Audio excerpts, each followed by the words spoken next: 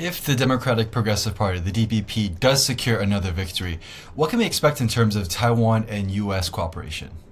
Well, if the TPP wins again, we can expect continued economic and security cooperation between Taiwan and the US, whether in trade, investment, technological collaborations, or arms sales to improve Taiwan's self-defense capabilities.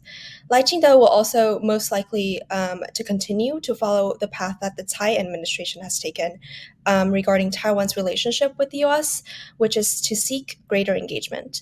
But at the same time, even though he has said and try to reassure the public, including the US, that he will not seek to pursue independence and will maintain status quo if elected, the US will still likely to keep an eye out on Lai Ching-te and make sure that he does not pursue any pro policies that threaten US interests in peace and stability in the Taiwan Strait, which, if he does, could potentially put a strain on US Taiwan relations.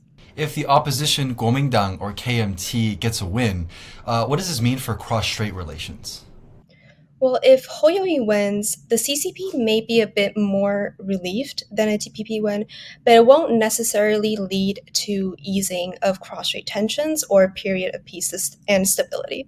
This is because the CCP will still be cautious when interacting with the KMT, especially if Hoyoi continues to engage heavily with the US, which in that case will likely cause some degree of distrust between the KMT and the CCP. So it will largely depend on how Hoyoi balances the interest of the Taiwan population while also trying to stay on good terms with both the US and China, which is a very challenging task given the environment that we're in. Taiwan has never had a third party win, so what can we expect from a Kawenza or a TPP win for US and for the Chinese relationships?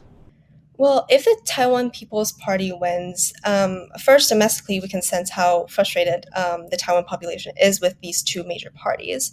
But the TPP, it brings a more neutral stance on cross-strait relations, which is more preferred by the US because they don't want a party that seeks uh, two pro-independence policies, but also they don't want a party that kind of maintains close ties with China.